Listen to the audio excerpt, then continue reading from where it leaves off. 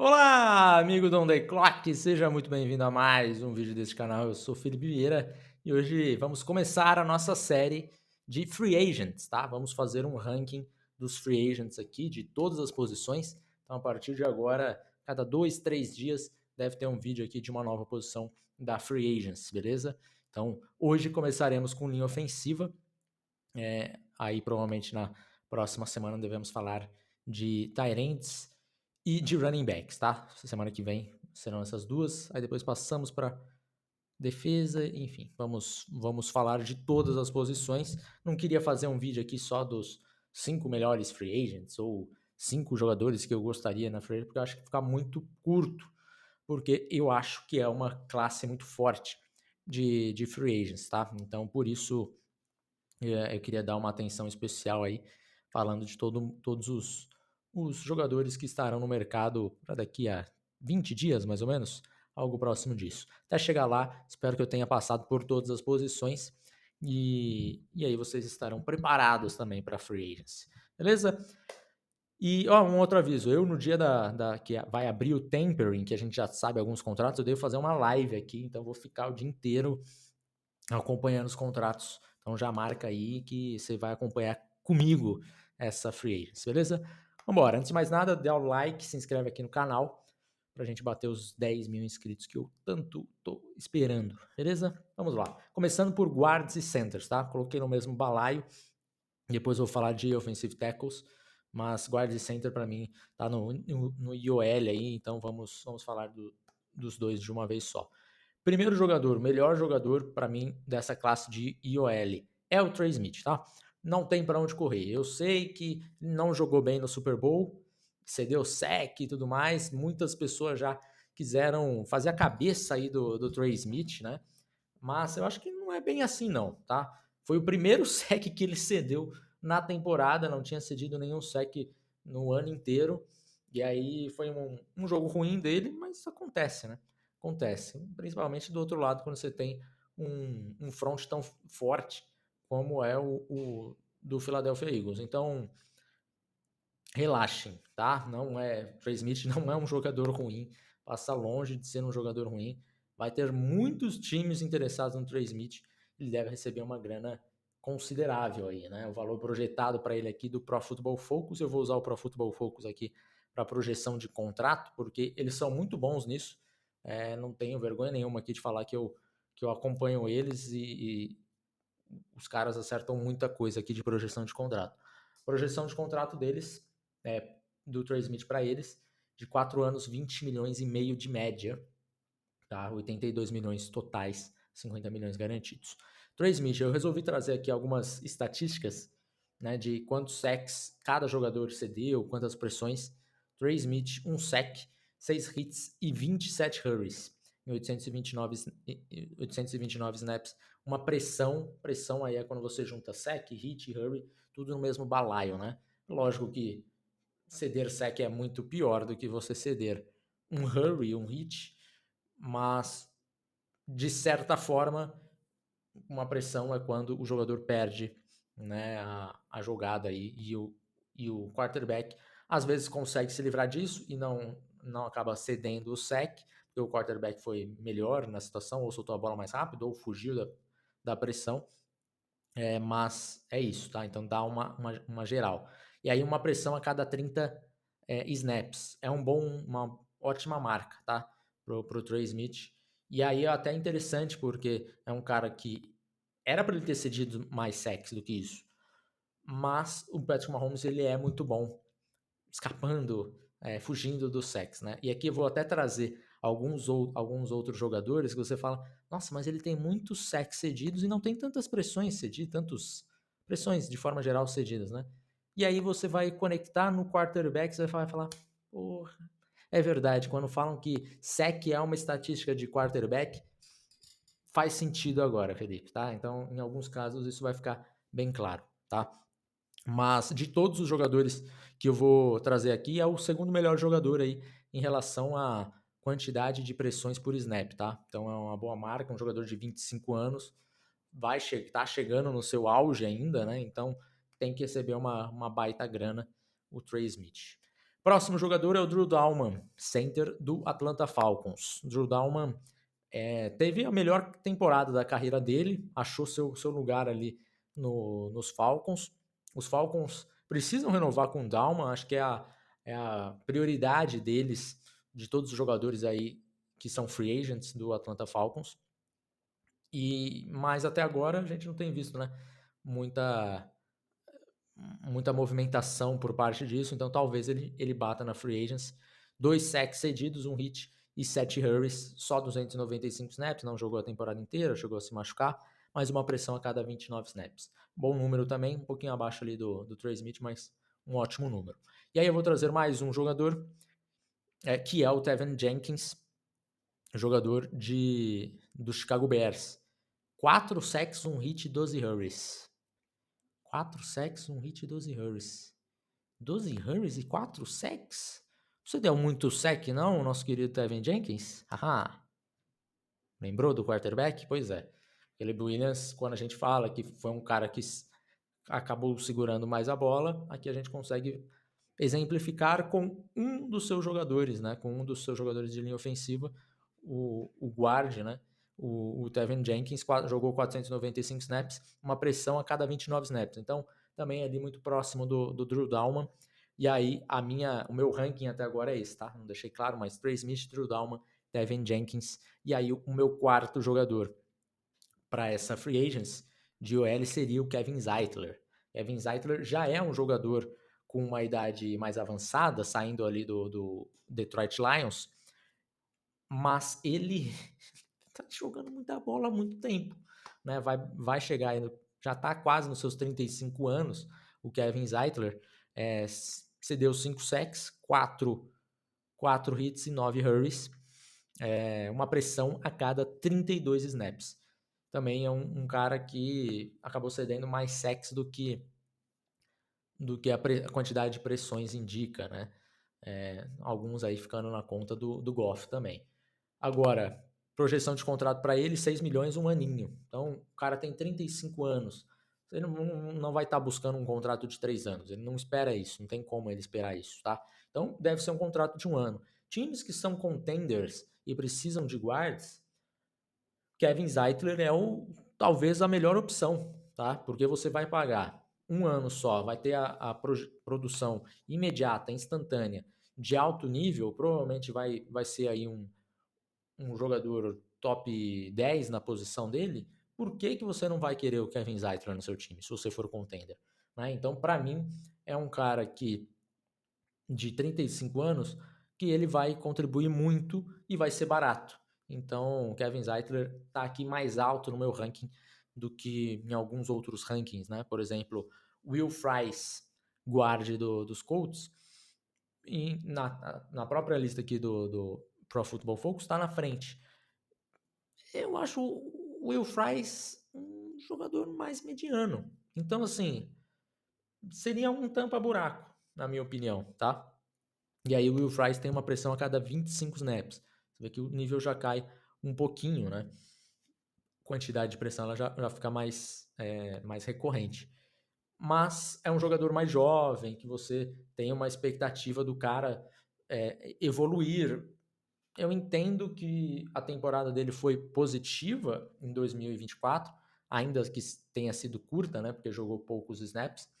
Mas ele teve a melhor temporada dele. Com 26 anos, você tem essa expectativa de achar um cara por 4 anos, tanto é que a projeção aqui do contrato dele é justamente 4 anos, 14 milhões de média. E aí é um tipo de contrato que eu, como GM, eu não faria. Porque você tem um ano só de produção em alto nível do Fries. E esse ano ele é um ano que ele jogou uns 30% só da temporada. Você vai confiar em pagar um contrato de 15 milhões, 14 milhões por ano de média?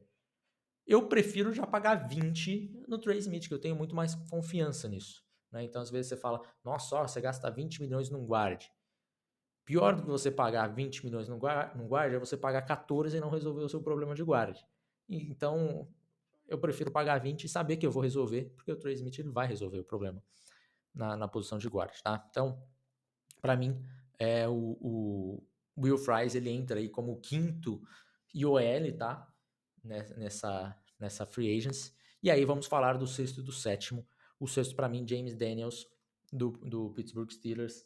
O James Daniels também é um cara que jogou menos snaps, teve a melhor temporada dele, é um caso um pouco parecido com o Will Fries, né? Só que pelo menos nesse caso, o James Daniels, a projeção dele do contrato é de um ano só. Até porque a lesão dele foi uma lesão grave, né? Bem mais grave.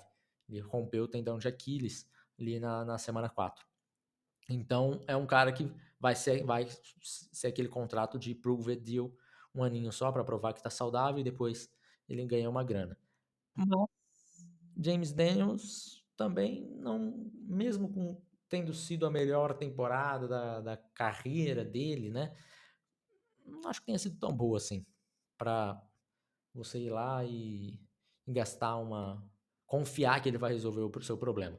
Talvez você compre na baixa e tenha sucesso, né? Porque se você pagar ali 5 milhões e meio, que é o projetado para ele, e ele jogar a temporada inteira e jogar em um nível mediano, se ele virar o 15º, 20º guard geral da NFL na temporada, maravilha. Você teve uma expectativa muito acima do que você pagou para ele. Mas, enfim, eu não tenho essa confiança toda no James Daniels. E aí, para mim, o sétimo IOL dessa classe é o Mekhi Becton, que jogou no Philadelphia Eagles, campeão do Super Bowl. Se tem uma expectativa, né, com um cara que é campeão do Super Bowl, mas ele foi o elo fraco daquela linha ofensiva.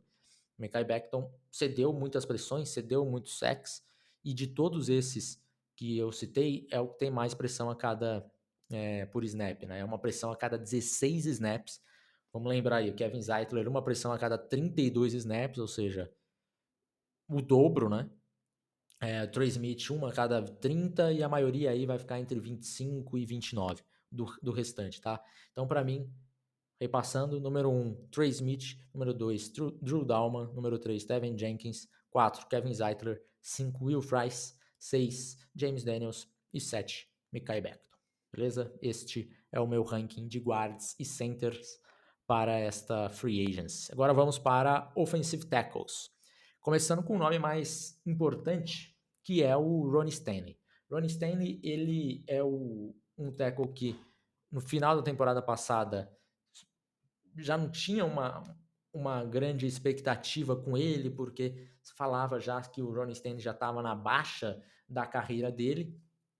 E aí ele foi e teve uma temporada muito boa em 2024, conseguiu ficar saudável, coisa que não estava conseguindo nas últimas temporadas, sempre machucando uma coisa aqui, outra ali.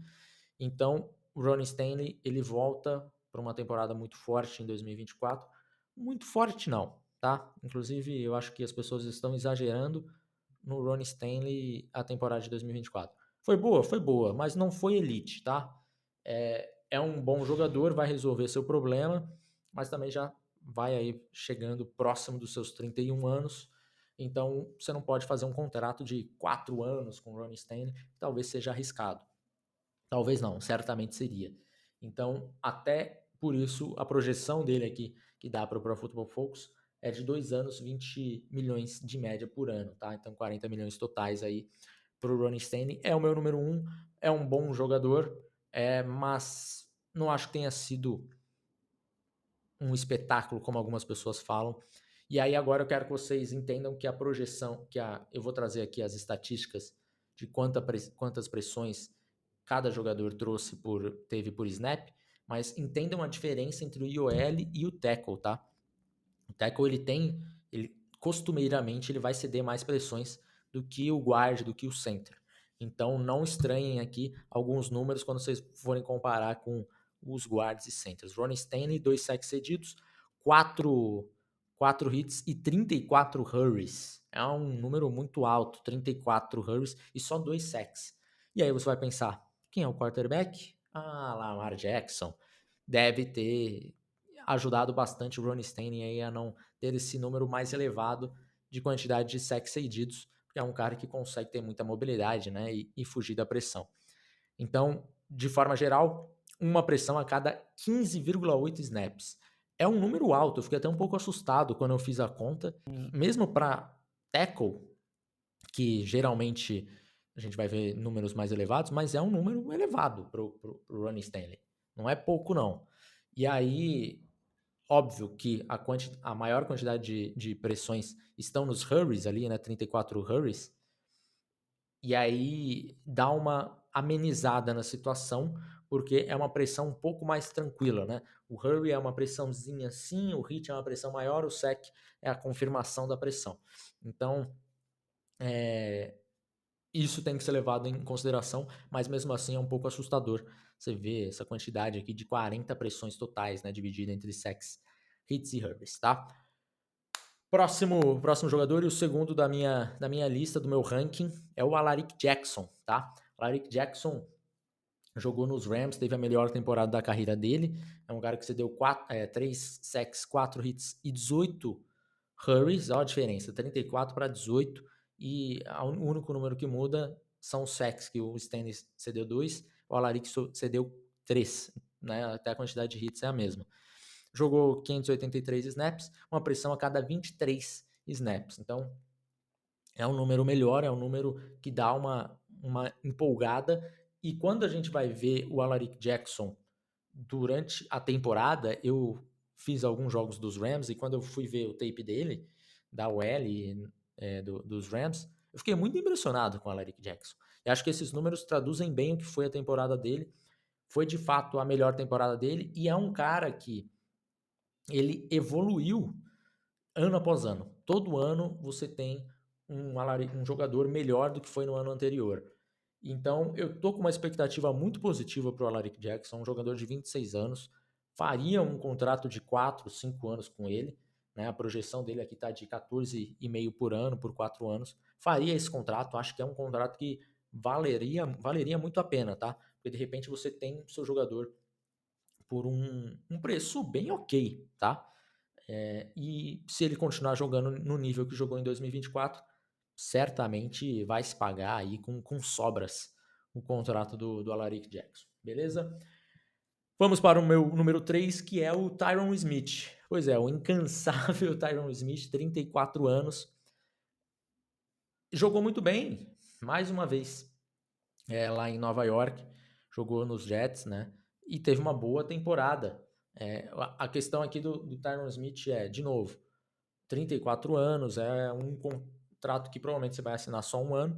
Então, contenders que não tem o seu left tackle, por que não ir atrás do Tyron Smith? 34 anos, um aninho, 8 milhões de dólares, resolve o seu problema pelo menos aquele ano. Obviamente, você tem uma expectativa da queda da produção dele em relação a 2024, mas ainda assim, eu acho que vale a pena, tá? 2024, Tyron Smith cedeu 5 sacks, 4 hits e 13 hurries, tá? Então, você dá um susto na quantidade de sacks cedidos, mas quando você olha a quantidade de pressões totais, é uma pressão a cada 29 snaps. É basicamente o melhor jogador de linha ofensiva, melhor offensive tackle de toda essa free agency, analisando as 3 estatísticas juntas, né? Então, uma pressão a cada 29 snaps é basicamente pressão de guard e center lá que a gente estava falando. Então, ótimos números pro Tyron Smith. Acho que precisa ser contratado aí por algum contender, pagar um aninho, você resolve o seu problema. Certo? Meu quarto offensive tackle, Ken Robinson. Ken Robinson, que saiu do Jacksonville Jaguars, foi para Minnesota Vikings. O Ken Robinson, ele é um jogador nota 6 a vida inteira dele, né? Ele tem sido isso a vida inteira, mas às vezes esse nota 6 faz falta, né? A minha questão aqui é que a projeção do contrato do Ken Robinson é de 18 milhões de média, quase 19, 18 e 750 mil, por 3 anos. Então você vai pagar aí quase 60 milhões totais para o Ken Robinson. Eu não pagaria essa projeção de contrato para o Ken Robinson, tá? Eu acho que é um jogador apenas ok, apenas mediano. E aí Eu não sei se o mediano vale a pena você gastar uma grana tão grande assim, mesmo que ele seja um, um left tackle, seja uma posição muito importante, tá? Então, para mim, é um contrato que, se for nesses moldes, eu tô fora. Eu, como GM, não pagaria. Acho que tem valor, tem custo-benefício melhor outros lugares, tá? E só passando aqui, ele também é um cara que teve 4 sacks cedidos, 3 hits, 8 hurries em 239 snaps em 2024, uma pressão a cada 15 snaps, quase a pior aí, só fica atrás de um cara que eu ainda vou falar. Uma pressão a cada 15 snaps é um número elevado. E agora indo para o meu quinto do ranking, vou falar de Morgan Moses. Morgan Moses num estilo muito parecido com o que eu falei do Tyron Smith. A diferença é que o Morgan Moses aparentemente já ficou mais evidente a queda dele, né? O Morgan Moses, para mim, ele nos últimos anos ele tem sido um jogador muito subestimado na posição dele, sempre batendo aí top 15 na posição e pouco é falado, mas em 2024 parece que ele teve uma quedinha no rendimento. Ainda assim, pagou o investimento que os Jets tiveram nele, né? Mas para 2025 se espera aí uma projeção de 2 anos, 5 milhões de média. Eu acho que ainda assim vale a pena. Por exemplo, arriscar no Morgan Moses ter um ano como teve 2024, se tiver como foi 2024, ou o Ken Robinson. Para mim, o Morgan Moses, tá? Em relação à qualidade, a custo-benefício. Mas eu entendo que pela idade, já quase 34 anos, alguém queira investir aí a longo prazo no Ken Robinson, porque aí, obviamente, em 2026, 2027, o Ken Robinson ainda vai estar jogando futebol americano. O Morgan Moses a gente não sabe, tá? Mesmo assim, ainda cedeu só 2 sacks, 2 hits e 12 hurries. Uma pressão a cada 28 snaps, tá? Para ele. Então, um bom número ainda pro Morgan Moses. E aí eu vou pro meu sexto jogador, que é o Dan Moore, que é também do Pittsburgh Steelers, né? O Dan Moore tem uma projeção muito alta de valor para ele, 3 anos, 13 milhões de média aí por ano, e é um jogador que ele cedeu 12 sacks. 12 sacks é muita coisa, cara. É muita coisa. Eu sei que, e aqui é mais um jogador que vai nos dizer que sack é uma estatística de quarterback, mas ele cedeu 12 sacks, 3 hits e 27 hurries. Então, não é um número elevado de pressões totais, mas é um número muito grande de sacks. Você ter ideia, né? Ele com 12, o segundo que mais cedeu sacks foi o Tyron Smith com 5. Então, assim, é mais do que o dobro a quantidade, mas eu imagino e tenho certeza, na verdade, que muito disso está na conta de Russell Wilson, tá? Russell Wilson sempre foi um quarterback que cedeu, que teve muitos problemas dentro do pocket e que cria muitas pressões por culpa própria. Quarterback que o jogador de linha ofensiva não é tão fã assim, mas mesmo assim é um número elevado, por isso que para mim ele é o sexto, até um custo-benefício para mim acho que não compensa, tá? 13 milhões por ano, acho muita coisa pro Dan Moore. E aí faz a gente chegar no meu sétimo jogador, sétimo, né? Que é o Jedrick Wills. Jedrick Wills dos Browns. Este é basicamente um contrato aí que você faria no sentido de vamos ver o que tem aí. De repente a gente conserta. Porque é um cara que a melhor temporada dele foi a de calor. Disparadamente, eu acho que em começo de temporada, as primeiras 8 semanas, todo mundo era só elogios para o Jedrick Wills, mas começou a sofrer lesões e tem sido impactado por isso desde então. Então é um cara que aqui os números acho que são bastante precisos em relação a ele, porque é um cara que você deu 3 sacks, 3 hits, 5 hurries, uma pressão a cada 15 snaps, não tem muito para onde correr. Os números não são bons para Jedrick Wills, mas é uma projeção que você vai ter aí de vamos ver se a gente consegue voltar naquele cara lá que foi uma pick top 10 do draft, né? Vai ser um contrato baixo, um aninho, 3 milhões é o que está projetado. E aí você tem a esperança de repente resolver, ou pelo menos deixá-lo ali de backup. Nada mais do que isso. Tá bom? É isso. Fechamos. Não esquece seu likezinho, se inscreve aqui no canal. E o guia do draft do On The Clock já está na pré-venda. Então verifique aí se você já garantiu. Caso não, entra aqui embaixo na descrição que tem o link para você comprar lá. Paga com Pix, com cartão de crédito, com PayPal, o que você quiser, fique à vontade. E se quiser mandar cheque também, a gente está aceitando. Só entre em contato lá direto ou no e-mail, contato@ontheclock, ou nas redes sociais. Beleza? É isso, até mais. Tchau!